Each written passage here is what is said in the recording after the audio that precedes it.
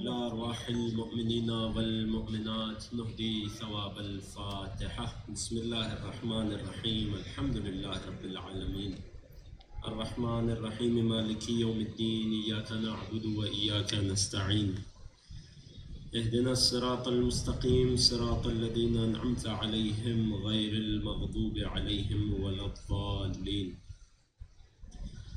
لا حول ولا قوة إلا بالله العلي العظيم.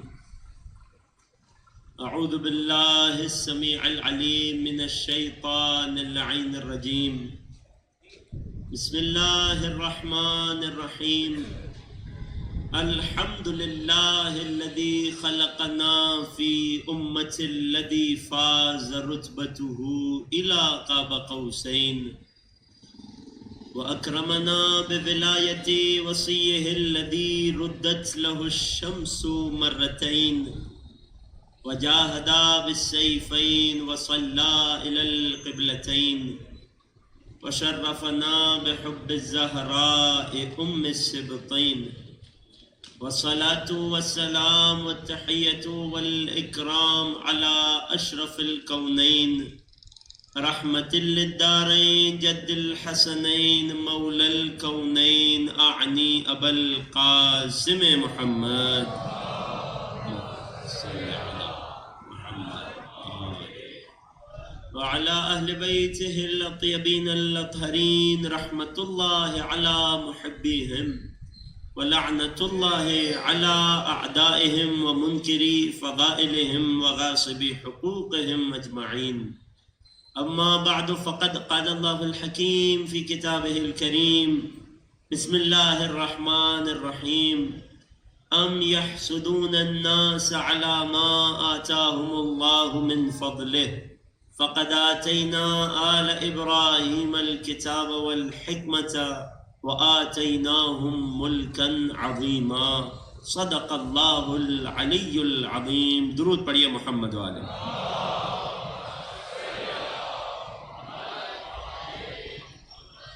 ابتدائی کلام آپ تمام حاضرین فرش عزا کی خدمت میں سلام علیکم ورحمۃ اللہ.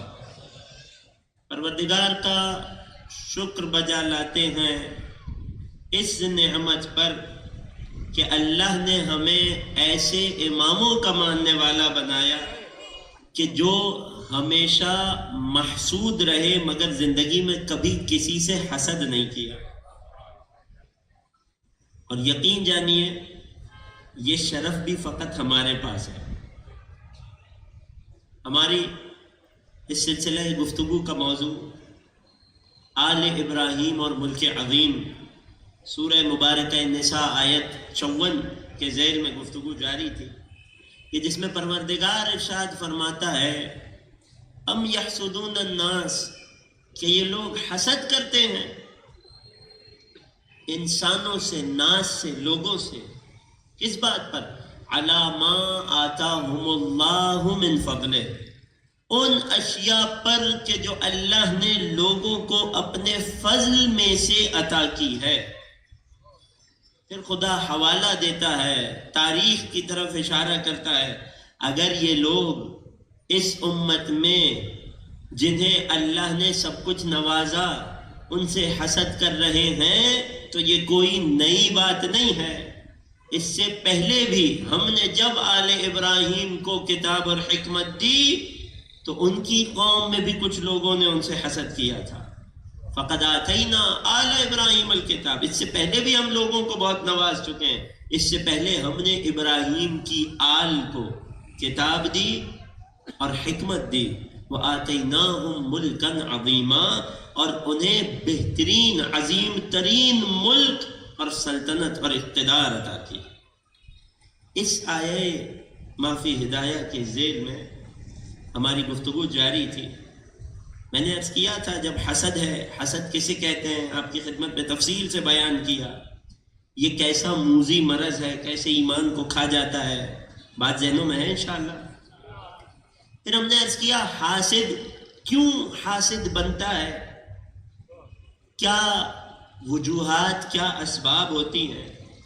وہ 6 اسباب کل آپ کی خدمت میں عرض کیے تھے، ذہنوں میں ہے، بچوں نوجوانوں کو یاد ہے یہ یاد رکھنا اس لیے بھی ضروری ہے کہ سب سے پہلے انسان اپنے آپ کو ان اسباب سے بچا سکے، اور پھر جب تاریخ کا مطالعہ کرے تو دیکھے کہاں کس سے کس سبب کا اظہار ہو رہا ہے۔ غور کر رہے ہیں؟ آج ہم نے جہاں سے بات کا آغاز کرنا ہے وہ کون لوگ ہوتے ہیں کہ جو محسود ہوتے ہیں، جن سے کوئی حسد کرتا ہے۔ ایک تو حاسد کی خصوصیات کل ذکر ہو گئی، آج بیان کرنی ہے وہ کہ جس سے حسد کیا جاتا ہے وہ کیوں کیا جاتا ہے، تاکہ سمجھ سکیں کہ اس آیت میں ناس سے مراد کون سے لوگ ہیں۔ غور کر رہے ہیں؟ کل آپ کی خدمت میں نبی کی ایک حدیث شریف پیش کی تھی کہ ان لنعم اللہ اعداء، اللہ کی نعمتوں کے کچھ دشمن ہوا کرتے ہیں، اللہ کی نعمت کے دشمن ہوا کرتے ہیں۔ سوال کیا گیا یا رسول اللہ وہ کون ہیں کہ جو اللہ کی نعمت کے دشمن ہیں؟ فرمایا وہ کہ جو لوگوں سے حسد کرتے ہیں ان نعمتوں پر جو اللہ نے انہیں اپنے فضل سے نوازا۔ یعنی معلوم ہوا کہ اب دیکھنا پڑے گا، بعض روایات میں ہمیں ائمہ نے یہ تک بتایا کل ذی نعمت محسود، ہر وہ شخص جو صاحب نعمت ہے وہ محسود ہے۔ یعنی جس کو اللہ نے کوئی نعمت دی ہے تو اس نعمت کا کوئی دشمن بھی ہے، اس نعمت پر حسد کرنے والا بھی کوئی ہے۔ تو اب اگر ہمیں محسود کی تلاش ہے، ان لوگوں کی تلاش ہے کہ جن سے حسد کیا جاتا ہے، تو اب ہمیں دیکھنا پڑے گا کہ کن کن کو اللہ نے کون کون سی نعمتوں سے نوازا۔ تو اب جتنی بڑی نعمتیں ہوں گی حسد بھی اتنا زیادہ ہوگا۔ غور کر رہے ہیں؟ کل ذی نعمت محسود، ہر صاحب نعمت محسود ہے۔ نعمت خدا کے کچھ دشمن ہیں، کون ہیں؟ فرمایا جو بندوں سے اللہ کی عطا کردہ نعمتوں پر حسد کرتے ہیں۔ روایت میں حاسد کو اسی لیے بخیل کہا گیا نا، عجیب کنجوس ہے کہ اس پر حسد کر رہا ہے جس میں اس کی جیب سے کچھ نہیں جا رہا۔ اور کر رہے ہیں؟ اب ہمیں ان نعمتوں کو تلاش کرنا ہے، یہ کون سی نعمتیں ہیں، یہ کتنی قسم کی نعمتیں ہیں۔ جتنی بڑی نعمت اتنا بڑا حاسد۔ غور کر رہے ہیں؟ تو آئیے قرآن کی ایک اور آیت کا سہارا لیتے ہیں، سورہ مبارکہ لقمان، آیت کا نشان ہے 20۔ ارشاد ہوا الم تروا ان اللہ سخر لکم ما فی السماوات والارض، کیا تم نہیں دیکھتے کہ اللہ نے جو کچھ آسمانوں یا زمین میں ہے سب کا سب تمہارے لیے اے انسانوں مسخر کر دیا، تمہارے اختیار میں دے دیا، سب تمہاری خدمت کے لیے خلق ہوا۔ پھر خدا فرماتا ہے وَأَسْبَغَ عَلَيْكُمْ، اور یہ میرے موضوع سے جڑے گا مجھے، وَأَسْبَغَ عَلَيْكُمْ مِن نِعَمِهِ ظَاهِرَةً وَبَاطِنَةً، اور کیا تم نہیں دیکھتے ہو کہ اللہ نے تم پر اپنی نعمتوں کی بارش کر دی، اللہ نے تم پر اپنی نعمتوں کو برسا دیا۔ اے خدا یہ کتنی قسم کی نعمتیں ہیں؟ 2 قسمیں بیان ہوئی، ظاہرتاً و باطنتاً۔ ایک وہ نعمتیں ہیں جو ظاہری ہیں، اور ایک وہ نعمتیں ہیں جو باطنی ہیں۔ ایک وہ نعمتیں جن کا تعلق اس دنیا اور اس کے مادے سے ہے، جو مادی نعمتیں ہیں جو انسان کو دکھائی دیتی ہیں، اور ایک وہ نعمتیں کہ جن کا تعلق روح سے ہے، جن کا تعلق قلب سے ہے، جن کا تعلق انسانی عقل سے ہے۔ غور کر رہے ہیں؟ تو جو بدن یا اس سے مطابق نعمتیں انہیں قرآن نے ظاہری نعمتیں کہا، جو دل یا اس سے جڑی ہوئی نعمتیں روحانی نعمتیں انہیں خدا نے باطنی نعمتیں کہا۔ یہ ظاہری نعمتیں کون کون سی ہیں؟ اگر بہت تیزی سے بات کو گنواتا چلو، چوتھے امام نے دعائے ابو حمزہ صومالی میں ہمیں گنوایا، صلی علی محمد۔ چوتھے امام کی عظمت پر مل کر ایک درود پڑھ دیجیے۔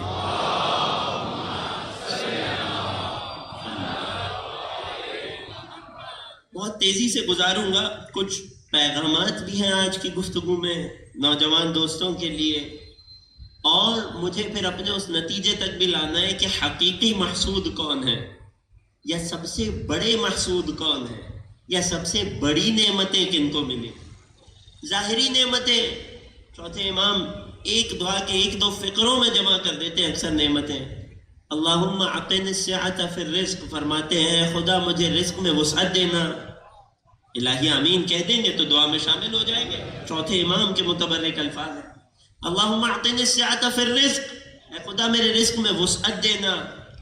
والصحۃ فی البدن، اے خدا میرے بدن میں صحت دینا، بیماری سے بچانا۔ وقرۃ العین فی الاہل والمال والولد، اور میرے گھر والوں میں، میری فیملی میں، میرے خاندان میں، میری آل اولاد میں میری آنکھوں کی ٹھنڈک رکھنا۔ یہاں مولا نے تین بہت بڑی نعمتوں کو گنوا دیا۔ ایک ہے مال۔ یہ مال کیا ہے؟ یہ اللہ کی نعمت ہے۔ جب یہ اللہ کی نعمت ہے تو جسے یہ نعمت مل جاتی ہے اس نعمت کے دشمن بھی ابھر آتے ہیں۔ بہت واضح سی بات ہے نا، متفق ہے؟ یہ ہے ایک نعمت۔ ایک نعمت ہے بدن کی صحت، کہ جسے بعض الفاظ میں، بعض روایات میں عافیت بھی کہا گیا۔ عافیت یعنی زندگی کا مرتب ہونا، آزمائش سے، ظاہری آزمائش سے، پریشانی سے خالی ہونا۔ یہ بہت بڑی نعمت ہے عزیزوں۔ اس نعمت کی قدر اس سے پوچھو جس سے یہ نعمت چھن چکی ہے، کہ اس عافیت اور صحت کے بارے میں میرے اور آپ کے مولا کائنات امیر المؤمنین علی ابن ابی طالب علیہ السلام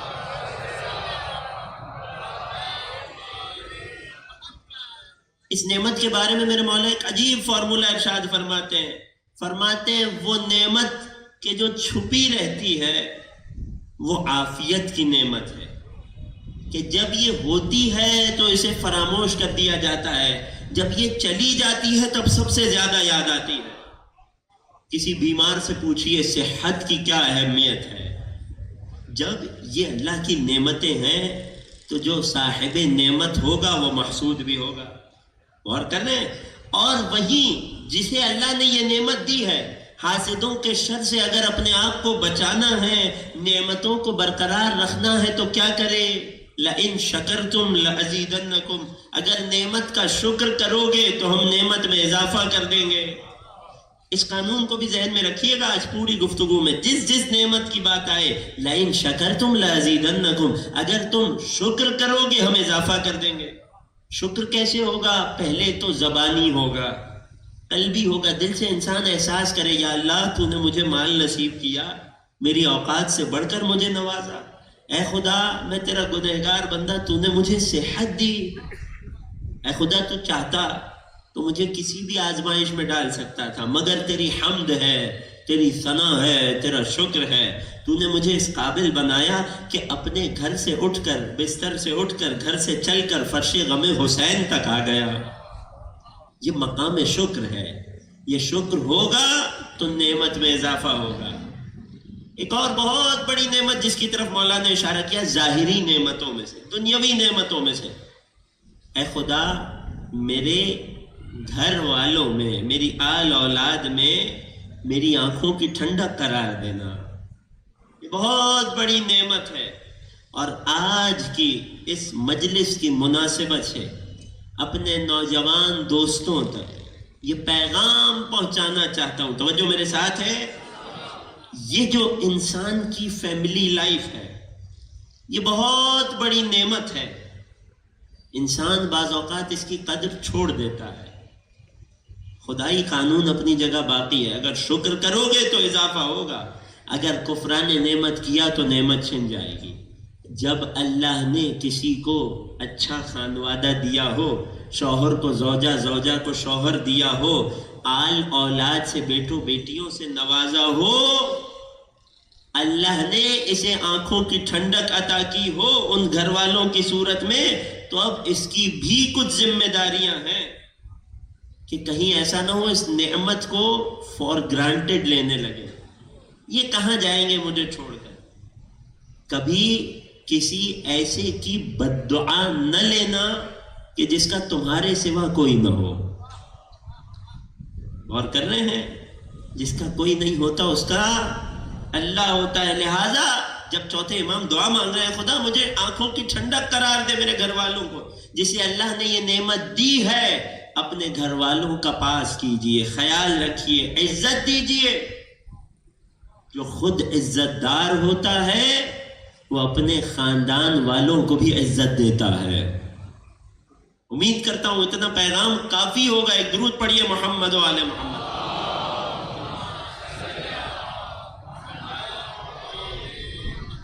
یقین جانیے جتنے مسائل ہیں فیملی لائف سے متعلق, جتنی مشکلات ہیں ازدواجی زندگی, خاندانی عائلی زندگی سے متعلق, ان کا ایک بہت بنیادی سولوشن اور حل وہ یہ ہے کہ دونوں طرفیں ایک دوسرے کو عزت دینے لگے. شوہر زوجہ کو اور زوجہ شوہر کو. جب یہ دونوں ایک دوسرے کو عزت دیں گے, دونوں ایک دوسرے کو احترام دیں گے, دونوں ایک دوسرے کی رسپیکٹ کریں گے. ضروری نہیں ہے آپ جناب کہہ کے بات کریں, مگر عزت وہ جو دل سے دی جائے. عزت اسے دی جاتی ہے کہ جس کے لیے دل میں کوئی مقام و مرتبہ ہو, جس کے لیے دل میں کوئی حیثیت ہو. اپنے شریک حیات کی قدر و منزلت کو پہچانیے, ایک دوسرے کو عزت دیجئے. یقین جانیے آپ کی زندگی آل محمد کے صدقے خوشحال ہو جائے گی. اور یہاں بھی علی و فاطمہ کی زندگی بہترین نمونہ عمل ہے کہ کیسے یہ دونوں ہستیاں کہ کائنات میں یہ تنہا ہی ایک دوسرے کے ہم پلہ تھے, مگر یہ دونوں کیسے ایک دوسرے کو احترام دیا کرتے تھے, کیسے ایک دوسرے کی عزت کیا کرتے تھے, کیسے ایک دوسرے کی بات کا پاس کیا کرتے تھے. درود پڑھیے علی و فاطمہ علیہ السلام کی عظمت.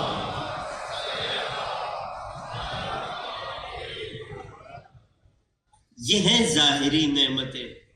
ایک اور بہت بڑی ظاہری نعمت جو دونوں کیٹیگریز میں آتی ہے, ظاہری اور باطنی دونوں میں, کہ جب کائنات کے رسول نے, یا میں عبارت کو چینج کروں تب بدل دوں, جب علم کے شہر نے شہر کے دروازے سے پوچھا, تھوڑا میرے ساتھ شامل ہو جائے گا, جب مدینۃ العلم نے باب مدینۃ العلم سے پوچھا ہے علی یہ بتائیے کہ اللہ کی سب سے بڑی نعمت آپ پر کیا ہے, فرمایا اللہ کی سب سے. اب یہاں رسول علی کی زبانی, لسان اللہ کی زبانی ہم تک پہنچانا چاہ رہے ہیں. اے علی سب سے بڑی نعمت کیا ہے؟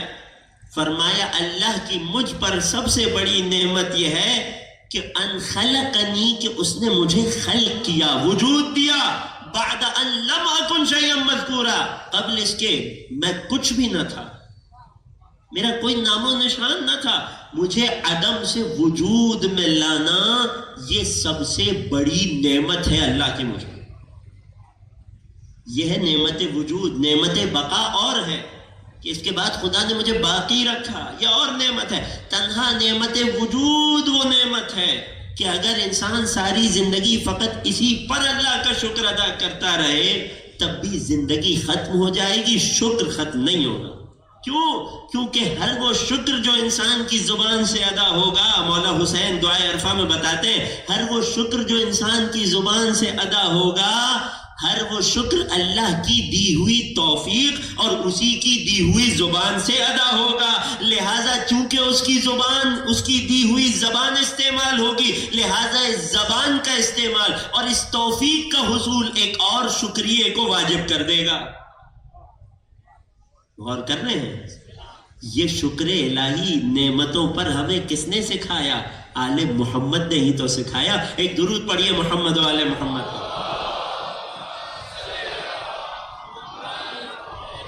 تو یہ جو سب سے پہلی نعمت ہے, نعمت وجود, یہ بہت بڑی نعمت ہے.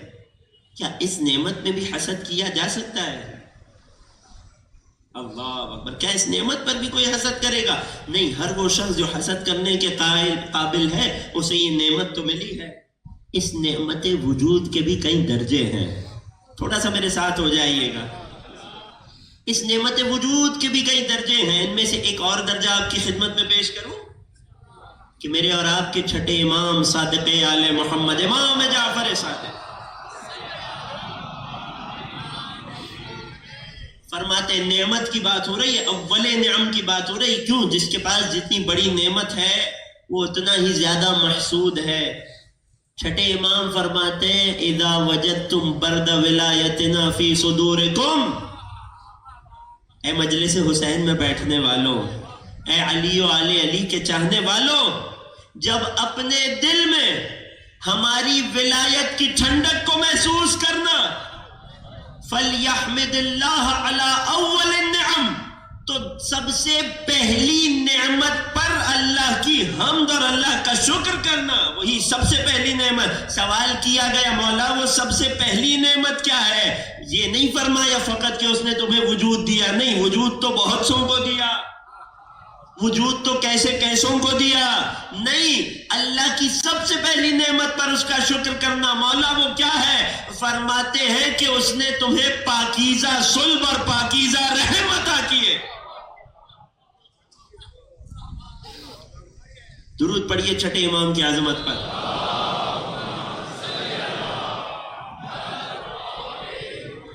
ایک اور حدیث میں مولا نے اس کو اور واضح کر کے کھول کے بیان کر دیا۔ بہت سے ایسے چہرے تھے نا جو ابھی تک میرے ساتھ شامل نہ ہوئے، اب مولا نے اس حدیث کی وضاحت فرمائی۔ ایک اور جگہ فرمایا جب اپنے دلوں میں ہماری ولایت کی چاشنی کو محسوس کرنا، جو نام علی سے اپنے دل میں ٹھنڈک کو محسوس کرتا ہے، جو نام علی سے جس کا چہرہ نکھر آتا ہے، جو نام علی سنتا ہے تو کانوں میں رس کھلتا ہے، جو نام علی سنتا ہے تو نام علی لینے کا دل کرتا ہے، ان سب کی خدمت میں یہ حدیث تو فتن پیش کر رہا ہوں۔ اے ہمارے چاہنے والوں، جب ہماری ولایت کی ٹھنڈک کو اپنے دل میں محسوس کرنا تو کیا کرنا؟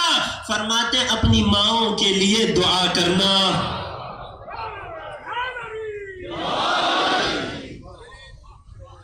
غور کر رہے ہیں؟ بات تو پہنچ گئی نا؟ ایک دوسرے پیرائے میں اسی بات کو دیکھیے گا، علی کے چاہنے والوں کو اپنی ماؤں کا یوں بھی زیادہ احترام کرنا چاہیے، اپنی ماں کا زیادہ خیال رکھنا چاہیے، زیادہ اکرام کرنا چاہیے، خاص طور پہ جب پل بڑھ کے جوان ہو جائے، جب فرش عزا پہ آنے لائق ہو جائے، جب اس کی زبان علی علی کہنے لائق ہو جائے، جا کر اپنی ماؤں کے پاؤں دباؤ، خدمت کرو، اپنی ماؤں کی دعائیں لو۔ کیوں؟ کیونکہ یہ مائیں ہیں کہ جو سبب بنی کہ یہ نعمت ولایت علی ہمارے دلوں تک منتقل ہو سکی۔ بات پہنچ گئی تو ایک درود پڑھیے محمد و آل محمد۔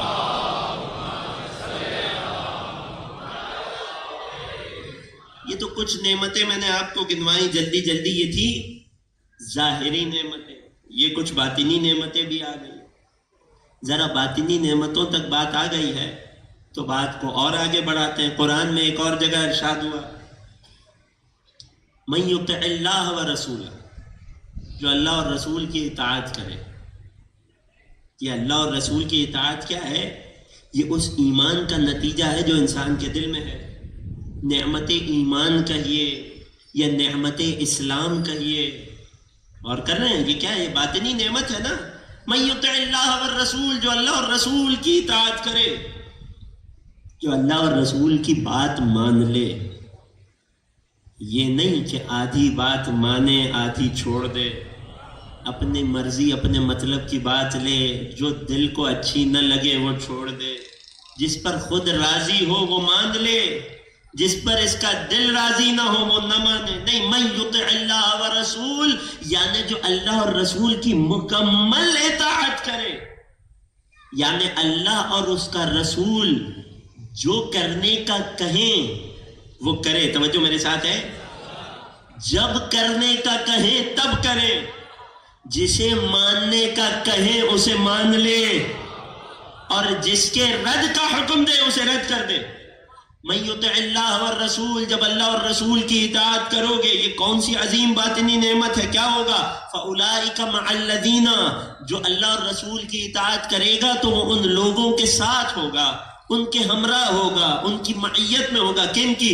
انعم اللہ علیہم، جن پر اللہ نے اپنی خاص نعمت کو نازل کیا. وہ کون ہے جن پر اللہ نے خاص نعمت کو نازل کیا؟ من النبیین، اللہ کے نبی ہیں، والصدیقین، اللہ کے صدیق بندے ہیں، وہ بندے جنہیں اللہ نے صدیق بنایا ہے، والشہداء، جو اللہ کے شہداء بندے ہیں، والصالحین، جو اللہ کے نیکوکار بندے ہیں، وحسن اولئک رفیقا، اور کتنی اچھی ہے ان لوگوں کی ہمراہی، کتنا اچھا ہے ان لوگوں کا ساتھ. اور کرنے ہیں، جس کا ایمان سلامت ہوگا اسے تحفہ یہ ملے گا کہ یہ ان لوگوں کے ساتھ ہوگا جنہیں اللہ نے اپنی خاص نعمت سے نوازا ہے. ان لوگوں میں سے نہیں ہوگا، ان لوگوں کے ساتھ ہوگا. بڑا فرق ہے منا ہونے میں اور مع ہونے میں سے ہونے میں. وہ سلمان تھے کہ جنہیں کہا گیا سلمان منا. یہ ہم مسلمان ہیں کہ جن کا کمال یہ ہو کہ ہم محمد و آل محمد کے ساتھ ہو جائیں. غور کر رہے ہیں یہ کون سی نعمت ہے، یہ کون صاحبان نعمت ہیں. روزانہ پنجگانہ نماز میں 5 بار کیا پڑھتے ہیں؟ اہدنا الصراط المستقیم، اے خدا سیدھا راستہ دکھا دے. اب سیدھا راستہ کون سا ہے؟ صراط الذین انعمت علیہم، ان لوگوں کا راستہ کہ جن پر تو نے نعمت کو اتارا. غیر المغضوب علیہم ولا الضالین، کہیں ایسا نہ ہو صراط مستقیم پر چلتے چلتے کوئی غلط ٹرن لے لو. غیر المغضوب علیہم ولا الضالین، اے خدا ان کے راستے سے بچانا کہ جو تیرے غضبناک لوگ، جن پر تیرا غضب نازل ہوا، ان کے راستے سے بچانا کہ جو گمراہ ہیں. معلوم ہوا کہ ہم جن کے راستے پہ چلنے کی بات کر رہے ہیں کوئی ہے کہ جن پر پہلے سے اللہ نے اپنی نعمت کو نازل کر دیا. انسان ان نعمتوں کی تلاش میں رہ جاتا اگر اعلان غدیر کے بعد اللہ قرآن میں یہ اعلان نہ کرتا کہ الیوم اکملت لکم دینکم، اے لوگوں آج میں نے تم پر دین کو کامل کر دیا، واتممت علیکم نعمتی، اور آج میں نے تم پر اپنی نعمت کو تمام کر دیا، ورضیت لکم الاسلام دینا، اور آج میں تمہارے لیے دین اسلام سے راضی ہوا. اے لوگوں آج میں نے تم پر اپنی نعمت کو تمام کیا. باطنی نعمت کی بات ہو رہی ہے. باطنی نعمتوں میں سب سے بڑی نعمت کہ جسے اللہ کہہ رہا ہے آج میں نے نعمت کو کامل کر دیا. آج تک میں نے جو کچھ بھی تمہیں دیا میری نعمت ادھوری تھی، آج میں نے نعمت کو تمام کیا تم پر. اے خدا ایسا کیا ہوا؟ جب تفسیر کا رخ کیا، تاریخ کا رخ کیا تو پتہ چلا ایک میدان تھا، کڑی دھوپ تھی، 1.25 لاکھ کا مجمع تھا، اللہ کا نبی تھا، پالانوں کے منبر تھا، اس نبی کے ہاتھوں میں کسی اور کا ہاتھ تھا، لوگوں سے ایک سوال کر رہا تھا کیا میں تم پر تمہاری جانوں سے زیادہ حق نہیں رکھتا ہوں؟ جب سب نے مل کر بلا کہا تو اعلان کیا الا من کنت مولاہ فہذا علی المولا.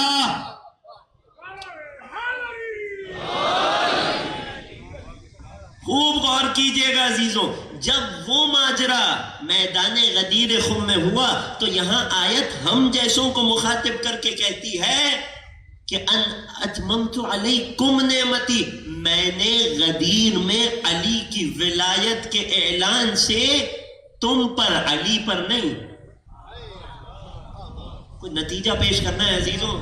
مجھے اندازہ ہے بعض منزلیں بعض لوگوں کے لیے سخت ہوا کرتی ہیں، مگر آپ نے سفر میں میرے ساتھ رہنا ہے، انشاءاللہ منزل تک ساتھ چلیں گے. اے لوگوں غدیر میں ولایت کا اعلان ہوا کس کی؟ علی کی. تاج ولایت سجا کس کے سر پہ؟ علی کے سر پہ. عمامہ ولایت سجا کس کے سر پہ؟ علی کے سر پہ. دستار ولایت ملی کسے؟ علی کو. مگر قرآن میں اللہ کہتا ہے اتممت علیکم نعمتی، میں نے آج تمہیں اپنی سب سے بڑی نعمت دے دی. ذرا سوچئے جس کی ولایت کو قبول کرنا سب سے بڑی نعمت ہو، پھر کہہ رہا ہوں جس کی ولایت کو مان لینا سب سے بڑی نعمت ہو، خود وہ مولا کیسا صاحب نعمت ہوگا. قانون ذہن میں ہے نا؟ جو جتنا بڑا صاحب نعمت اس سے اتنے ہی زیادہ حسد کرنے والے. خوب غور کیجیے گا. جس کے پاس جتنی بڑی نعمت، جس کی ولایت کو قبول کرنا میرے اور تمہارے لیے نعمت کا کمال بن جائے، خود وہ مولا نعمت کے کس کمال پر ہوگا.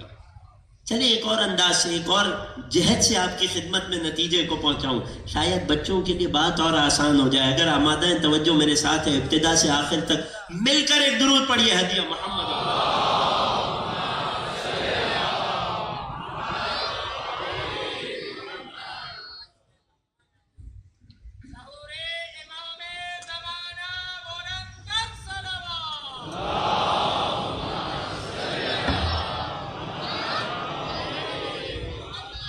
خوب غور کیجیے گا. میں نے عرض کیا نا ابتدا میں، نعمتوں کی کتنی قسمیں ہیں؟ 2 قسمیں ہیں. ایک ظاہری نعمت ہے، ایک باطنی نعمت ہے. ظاہری نعمت کیا ہے؟ مال و دولت ہے. آپ راستے میں جا رہے ہیں، خوب توجہ کیجیے گا، جو پہنچتا چلا جائے. آپ راستے میں جا رہے ہیں، خدا نہ خواستہ رہزن آئے اور اسلحہ دکھا کر آپ سے آپ کا مال چھین لیا. یہ نعمت تھی آپ کے پاس، ایک لمحہ لگا آپ سے نعمت کو چھین لیا گیا. لہٰذا یہ نعمت ایسی تھی کہ بڑی آسانی سے آپ سے چھن کر کسی اور کے ہاتھوں میں چلی گئی. انسان کو اللہ نے صحت دی ہو، ایک لہجہ لگتا ہے صحت کو مرض میں تبدیل ہونے میں. نعمت تھی مگر قابل اخذ تھی، چھن جانے کے قابل تھی. خوب غور کیجیے گا. لہٰذا اس نعمت سے حسد کرنے والے بھی ہوں گے، مگر اتنا ہی حسد کرتے ہوں گے جتنا اس نعمت کا قد ہوگا. اور ایک بار نعمت چھن گئی، حسد بھی ختم ہو جائے گا. بلکہ یہ سوچ کر ہی حاسد کو سکون مل جاتا ہوگا کہ یہ نعمت تو چھن بھی سکتی ہے. یہ ہے نعمت کی ایک قسم. ایک دوسری قسم، وہ نعمت کہ جو خدا کسی کو دے دے تو پھر ایسی عطا کر دے کہ اب چاہ کر بھی کوئی اس سے چھین نہ سکے. میرا آپ سے سوال ہے، پہلی قسم کی نعمت پہ حسد زیادہ ہوگا یا دوسری قسم کی نعمت پر حسد زیادہ ہوگا؟ یقیناً وہ جسے چھینا نہ جا سکے، وہ جسے صاحب نعمت سے چھین کر حاصل نہ کیا جا سکے، یقیناً اس نعمت پر زیادہ حسد ہوگا، اس نعمت پر دشمن زیادہ جی جلائے گا. متفق ہیں؟ اب سمجھ آیا کتنا فرق ہے ان دونوں نعمتوں میں. لوگ باغ تو چھین سکتے تھے مگر وہ منصب ولایت و امامت کہ جو اللہ نے اپنے بندے علی کو عطا کیا، لوگ قیامت تک بھی کوشش میں لگے رہے، کوئی علی سے اس منصب ولایت کو نہیں چھین سکتا.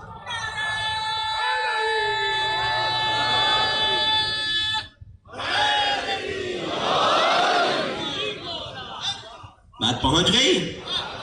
آسان ہو گئی نا بات آپ کے لیے. نعمت کی 2 قسمیں ہیں. جو نعمت چھینی جا سکے اس پر حسد کم ہوتا ہے. جو نعمت کبھی کوئی سلب کر ہی نہ سکتا ہو اس پر سوائے حسد کے دشمن کے پاس کوئی اور حیلہ نہیں ہوتا. 2 ہی طریقے ہوتے ہیں، یا کرتا رہے یا صاحب نعمت کو ختم کر دے. لوگوں نے تاریخ اسلام میں دونوں قسم کی کوششیں کر لی. پہلے کرتے رہے مگر بعد رسالت ماں پہلی قسم کی کوشش دوسری قسم کی کوشش میں بدل گئی کہ اب کہ جب کڑ کڑ کے تھک گئے تو کیا کیا؟ واقعہ کربلا. لوگوں نے یہ چاہا کہ جب یہ اہل رسول ہیں، ان سے نعمت کو نہیں چھینا جا سکتا، کیوں نہ صاحب نعمت کو ختم کر دیا جائے. لوگوں نے اس کی بھی کوشش کی، مگر کیا ہوا کہ آج واقعہ کربلا کو 1400 سال گزر گئے، صاحبان نعمت کا تذکرہ باقی ہے. ایک درود پڑھیے آقا حسین کی عظمت پر.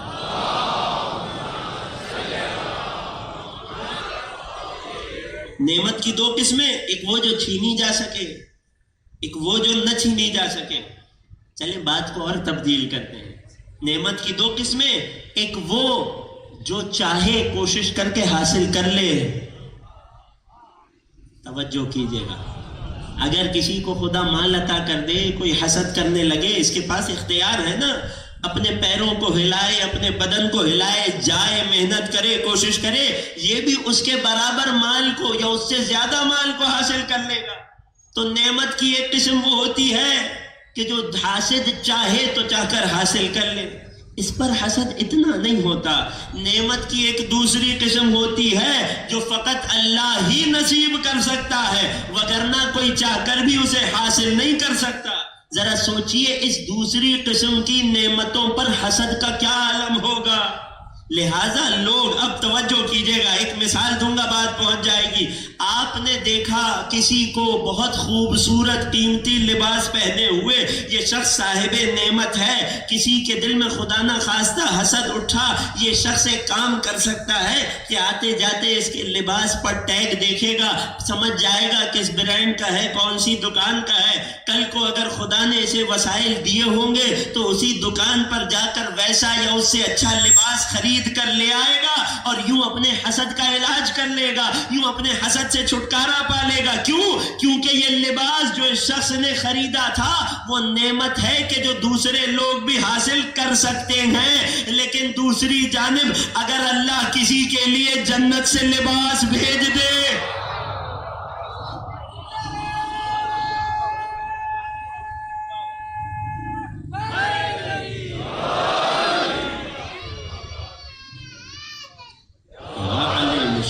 درود پڑھیے محمد و آل محمد کی عظمت پر.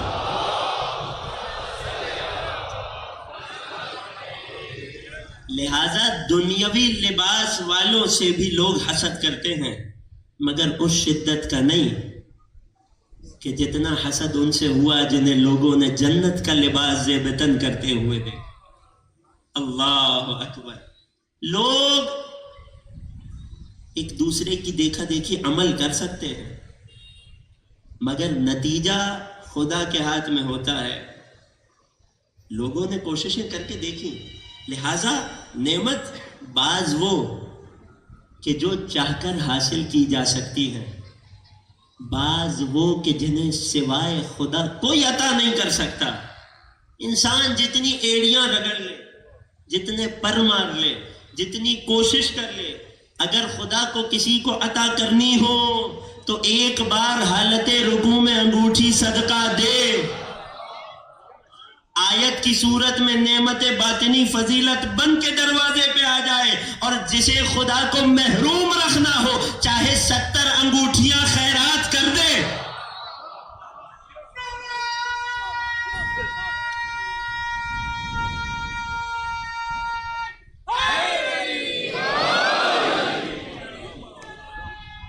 سب مل کر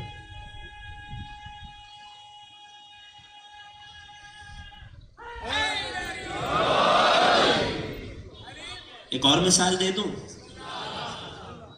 نعمت کی دو قسمیں تو سمجھ آ گئی نا، ایک وہ جو حاصل کی جا سکے کوشش کر کے، ایک وہ جو حاصل نہ کی جا سکے. آج یہ حقیر اس ممبر پر حاضر ہو کر آپ کی خدمت میں پیش کر رہا ہے، یہ ایک بہت بڑی نعمت ہے، مجھ پڑھنے والے کے لیے بھی، آپ سننے والوں کے لیے بھی. مگر یہ نعمت وہ ہے جیسے کوئی اور بھی حاصل کر سکتا ہے. کل میں رہوں نہ رہوں، کوئی دوسرا مجھ جیسا یا مجھ سے بہتر آئے گا، ممبر پہ خطاب کر لے گا. یہ وہ نعمت تھی جس پر حسد تو ہو سکتا ہے مگر اسے حاصل کرنا ممکن ہے. توجہ کیجئے گا. مگر مسئلہ یہ ہے کہ یہ عام سا ممبر ہے، اس پر بیٹھنے والا بھی عام سا مجھ جیسا انسان ہوگا. لہٰذا اس ممبر سے حسد وہ حسد نہیں ہوگا جو صاحب ممبر سلونی سے ہوگا. کیوں؟ کیونکہ لکڑیوں کے ممبر پر تو کوئی بھی آ سکتا ہے، مگر دعوے سلونی کرنے جتنا علم کہاں سے لاؤ گے؟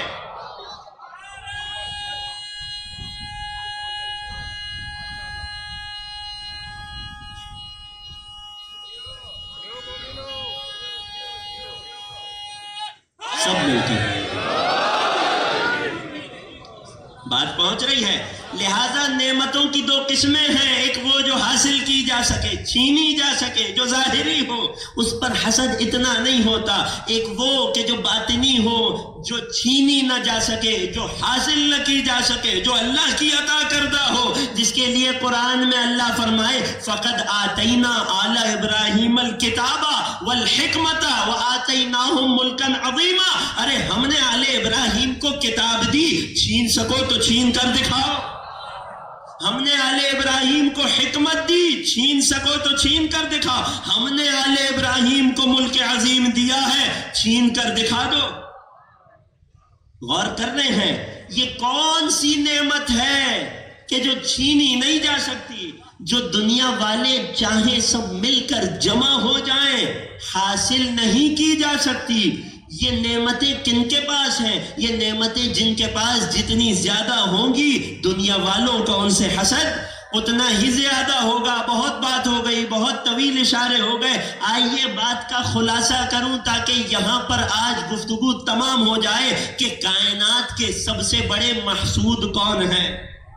وہ ہستیاں کے کائنات میں جن سے سب سے زیادہ حسد کیا وہ کون ہے؟ ذرا جا کر دیکھ لو، جس کے پاس سب سے زیادہ بڑی بڑی نعمتیں ہوں گی، جس کے پاس سب سے زیادہ ایسی نعمتیں ہوں گی جنہیں نہ کوئی حاصل کر سکتا ہے نہ کوئی چھین سکتا ہے، تو خود بخود خبر ہو جائے گی کہ سب سے بڑے محسود یہی ہیں۔ اور جب سب سے بڑے محسود پتہ چل جائیں گے تو خود بخود سب سے بڑے حاسد بھی مل جائیں گے۔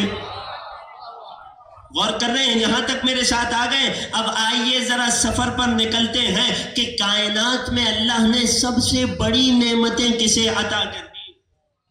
وہ نعمتیں نہ چھینی جا سکیں نہ حاصل کی جا سکیں، سوائے خدا کی عطا کے، سوائے اس کے انتخاب کے کسی کو نہ میسر آئے۔ یقین جانیے میری نظروں نے تلاش کرنا شروع کیا، دربار شام کے ایک لمحے پہ آ کر میری نگاہیں رک گئی کہ جب ایک درباری خطیب اول فول بک رہا تھا تو ایک مرتبہ زنجیروں میں جکڑے ہوئے ایک شیر نے آواز دی، اذن لی یا امیر ان اصعد علی هذه الاعواد، اے بادشاہ، اے حاکم، مجھے اجازت تو دے کہ لکڑیوں کے اس انبار پر میں بھی جاؤں۔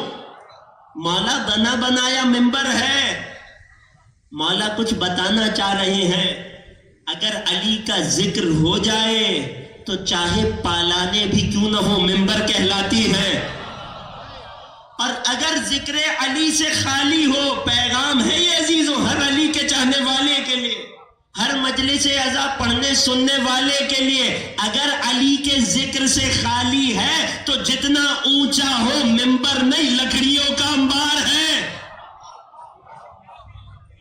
خدا آپ کو آباد رکھے کہ آپ میری آواز کو آج برداشت کر رہے ہیں۔ اذن لی یا امیر، امیر اجازت دے لکڑیوں کے اس انبار پر جاؤں اور ایسی بات کروں جس میں اللہ کی رضا ہے، سننے والوں کے لیے ثواب ہے۔ گویا مولا فرمانا چاہ رہے ہیں کہ یہ جو اب تک لکڑیوں کا انبار ہے میرے پاکیزہ قدم پڑتے ہی ممبر بن جائے گا۔ خوب غور کیجئے گا، جب لوگوں نے بہت اصرار کیا، یزید لعین نے اجازت دی، مولا اپنی زنجیروں کو سمیٹ کر مسجد اموی کے ممبر پر بلند ہوتے ہیں۔ ایھا الناس اعطینا ستا وفضلنا بسبع، سب سے بڑی وہ نعمتیں کہ جو کائنات میں اللہ نے آل محمد کو دی، جنہیں نہ کوئی چھین سکتا ہے نہ کوئی حاصل کر سکتا ہے۔ ذرا پس منظر ذہن میں رکھیے گا، یہ بات مولا کب بیان کر رہے ہیں، کس کیفیت میں، کن حالات میں بیان کر رہے ہیں؟ جب بظاہر ان کے گھر کے سارے مردوں کو مار دیا گیا، جب بظاہر ان سے ساری نعمتوں کو چھین لیا گیا، یہاں تک کہ ان کی آزادی کو بھی چھین لیا گیا، زنجیروں میں جھگڑے ہوئے ہیں، مگر ممبر پہ آتے ہی اعلان کر رہے ہیں دنیا کا سب کچھ ہم سے چھین لو، جو خدا نے ہمیں عطا کیا ہے وہ کیسے ہم سے چھینو گے؟ جس سے سب کچھ لے لیا گیا وہ دربار شام کے ممبر پہ آ کر یہ اعلان کرتا ہے اعطینا ستا وفضلنا بسبع، اے لوگوں ہمیں 6 چیزیں عطا کی گئی گئی اور 7 کے ذریعے سے ہمیں فضیلت بخشی گئی. خوب غور کیجئے گا، جس سے سب کچھ لوٹ لیا گیا وہ گنوا رہا ہے کہ ہمارے پاس کیا ایسا ہے جو ہم سے کوئی چھین نہیں سکتا. مولا کیا ہے؟ فرمایا اعطینا العلم والحلم والسماحت والفصاحت والشجاعت والمحبت فی قلوب المؤمنین. اے بنو امیہ، ہمیں 6 ایسی چیزیں ملی چاہ کر بھی ہم سے چھین نہیں سکو گے. ہمارے محمد کو اللہ نے علم دیا، ہمیں حلم و بردباری دی، ہمیں سخاوت اور کریمی دی، ہمیں فصاحت و بلاغت دی، ہمیں شجاعت حیدری دی، اور مومنوں کے دلوں میں ہماری محبت دی.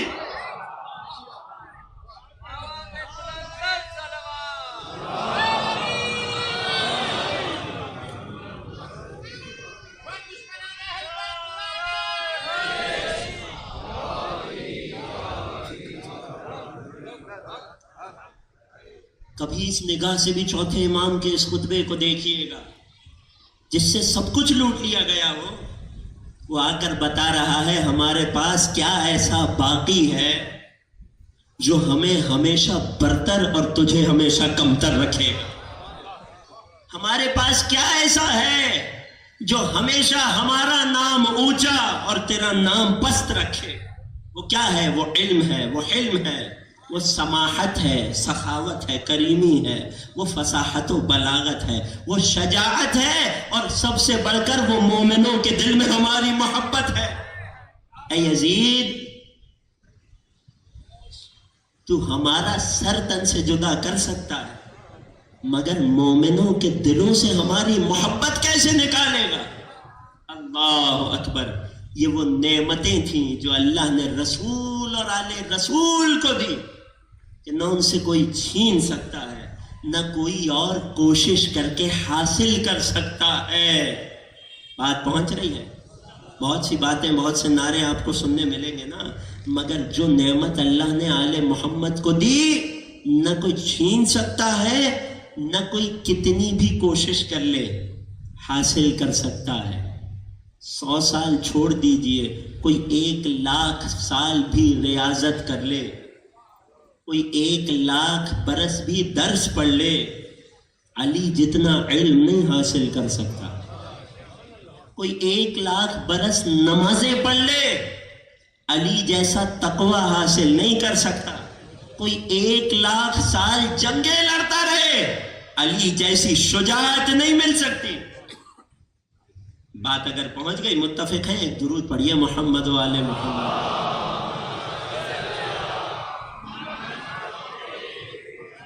بس عزیزوں، یہ آل محمد ہیں، یہ محسود ہیں. انہوں نے بار بار اپنا تعارف، اب تک وہ وقت نہیں آیا ہماری گفتگو میں کہ میں آپ کی خدمت میں وہ روایات پیش کروں کہ جہاں ائمہ نے اپنا تعارف خود کو محسود کہہ کر کرایا. اب وہ بات آئے گی آنے والی گفتگو میں. اب تک تو ہم اس راستے کو طے کر رہے تھے جس سے ہوتے ہوئے خود بخود ہم اس منزل تک پہنچے. آج کی گفتگو کا خلاصہ میں نے آپ کی خدمت میں عرض کیا کہ ہر صاحب نعمت محسود ہے. جس کے پاس جتنی بڑی نعمت ہے وہ اتنا بڑا محسود ہے، وہ اتنا زیادہ لوگوں کے حسد کا شکار ہے. اور وہ کہ جنہیں خدا نے سب سے عظیم نعمتوں سے نوازا ہے، وہ کائنات کے سب سے بڑے محسود ہیں. اور یہی حسد تھا کہ جس کا ایک اظہار کربلا میں ہوا.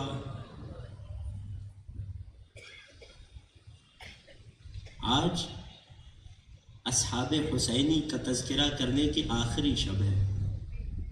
کل سے شہدائے بنی ہاشم کا ذکر ہوگا. رونے میں قصر نہ اٹھا رکھیے گا. میں پھر کہہ رہا ہوں، ہر برس کہتا ہوں، ہر برس کہنے کی توفیق ملتی ہے کہ جسے یقین ہو کہ اگلے برس فرش عزا پہ آئے گا بے شک نہ روئے. کتنے ایسوں کو ہم جانتے ہیں جو پچھلے برس اس فرش عزا میں ہمارے ہمراہ تھے، آج اپنے پروردگار کی بارگاہ میں پہنچ گئے. لہٰذا رونے میں کوئی قصر نہ رکھنا، رونے میں کوئی حیا نہ کرنا. یہ ایک مظلوم کا ماتم ہے، یہ غریب کا ماتم ہے. یہ اس کا ماتم ہے کہ جس کی مادر گرامی فرش عزا پہ تشریف لاتی ہے، ساتھ میں ایک رومال لاتی ہیں، دیکھتی ہیں کون ہے جو میرے لال پر آنسو بہا رہا ہے۔ اور آج تو تذکرہ بھی اس ہستی کا ہے کہ جسے آقا حسین نے تحفے میں رومال فاطمہ دیا تھا۔ اللہ اکبر! یقین جانیے ہم گنہگاروں کے لیے سب سے بڑا آسرا ہے حر کی ذات، کہ خود حسین جس کے بارے میں فرمائے اے حر تیری ماں نے تیرا نام کتنا اچھا رکھا تھا، تو دنیا میں حر رہا، آزاد رہا، آخرت میں بھی کامیاب رہا۔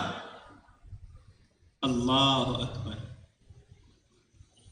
کبھی سوچئے گا ان دنوں میں ایسا کیا تھا کہ جو حر کو باقی تمام ہزاروں کی فوج اشقیاء سے جدا کرتا تھا؟ وہ کیا بات تھی؟ بظاہر وہی زندگی گزارنے کا طریقہ، انہی لوگوں میں اٹھنا بیٹھنا، ان میں سے بعض کی سپہ سالاری کرنا۔ وہ کیا بات تھی جو حر کو مختلف بناتی تھی باقی تمام فوج اشقیاء سے؟ وہ کیا صفت تھی جو یزیدی فوج میں کھڑے حر کو حسینی بنا رہی تھی؟ اس کا اظہار اس وقت ہوا کہ جب حر نے حسین کی سواری کی لگام پر ہاتھ ڈالا، فرزند رسول کے چہرے پہ جلال آیا، فرمایا ثقلت قومک یا حر، اے حر تیری ماں تیرے غم میں روئے۔ ماں چری کیا چاہتا ہے؟ نواسہ رسول کی سواری کی لگام میں ہاتھ ڈال رہا ہے۔ نہ جانے اس جملے پر اس جملے نے حر پہ کیسا اثر کیا کہ لرز کر پیچھے ہٹے۔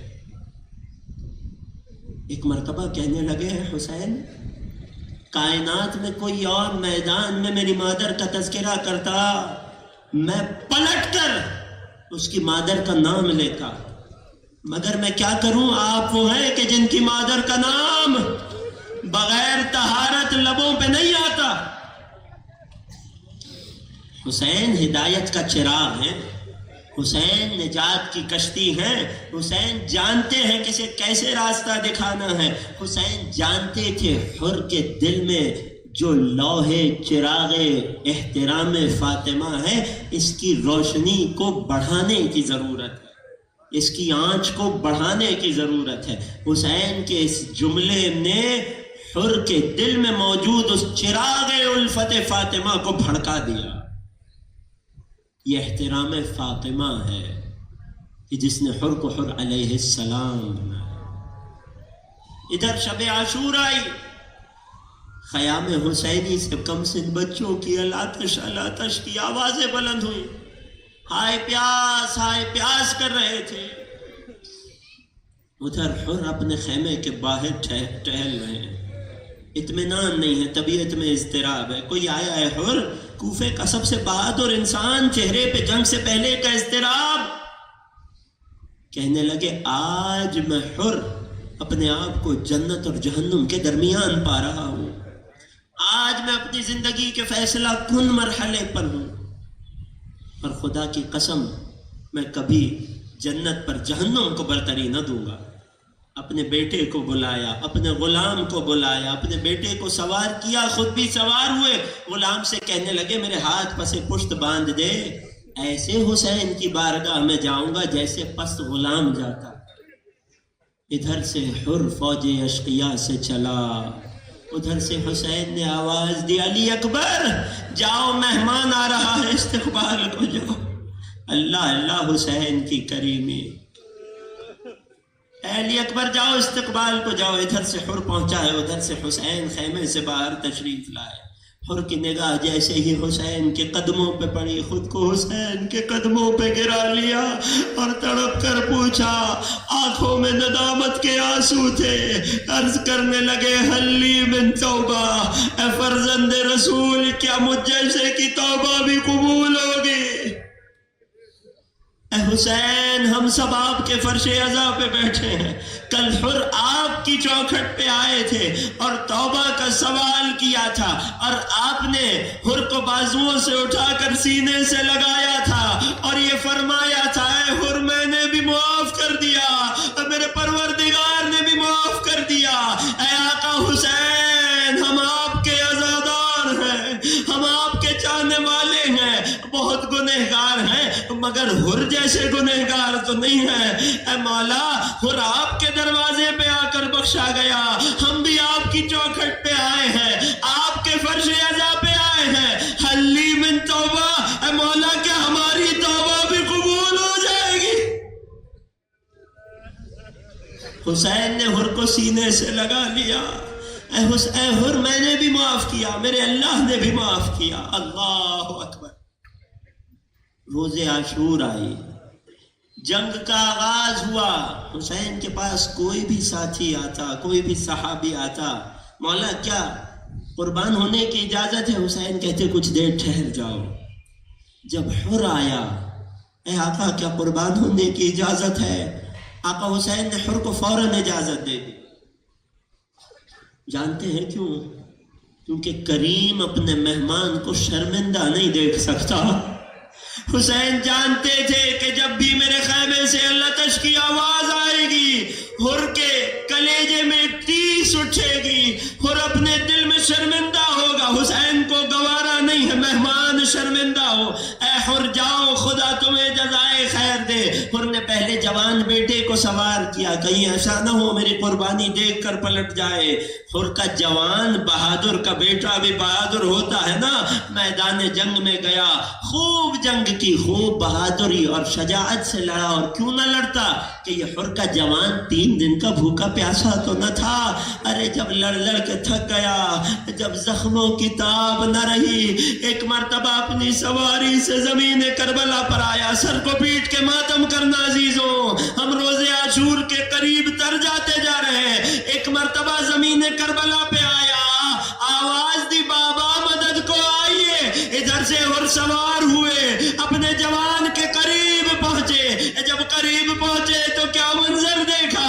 زہرا کا لال زمین کربلا پہ بیٹھا ہے، زانو پہ حر کے جوان کا سر ہے۔ حر نے آگے بڑھ کر جوان کے سر کو اپنی گودی میں لیا۔ آقا غلام زادے کا لاشا ہے۔ حر کو تسلی دی اور کہنے لگے، اے حر، جوان بیٹے کے لاشے پر بوڑھا باپ نہیں آیا کرتا۔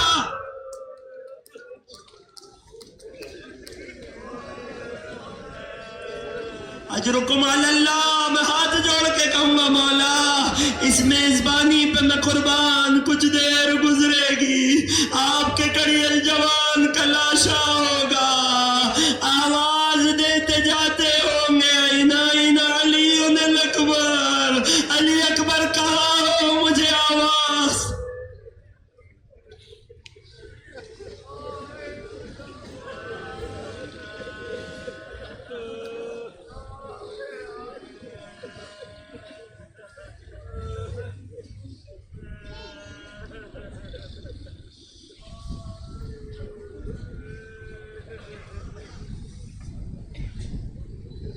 الا ولعنۃ اللہ علی القوم الظالمین وسيعلم الذين ظلموا آل محمد أي منقلب ينقلبون۔ بار الہ، تجھے واسطہ غربت آل اطہار کا، ہماری اس عبادت کو اپنی بارگاہ میں قبول فرما۔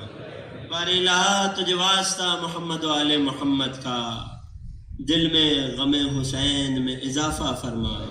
غم کوئی نہ دے ہم کو سوائے غم شبیر، شبیر کا غم بانٹ رہا ہے تو ادھر دے۔ بار الہ، جو مومنین فرش عزا پہ بیٹھے ہیں، دلوں میں جو حاجتیں لیے بیٹھے ہیں، ہماری تمام دلی حاجات کو بر فرما۔ بار الہ، تجھے حر علیہ السلام کا واسطہ، ہمارے تمام صغیرہ و کبیرہ گناہوں کو معاف فرما۔ بار الہ، حر کے صدقے ہماری توبہ کو قبول فرما۔ بار الہ، ہمارے مرحومین کی مغفرت فرما، جو بیمار ہے شفائے کامل و عاجل عطا فرما۔ سب سے بڑی دعا، سب سے بڑی آرزو، منجی بشر منتقم کربلا، فرزند زہرا قائم آل محمد کے ظہور میں تعجیل فرما۔ ہمیں مولا کے آوان اور انصار میں شمار فرما۔ ربنا تقبل منا انک انت السمیع العلیم وتب علینا انک انت التواب الرحیم، بجاہ محمد و اہل بیتہ الطیبین الطاہرین۔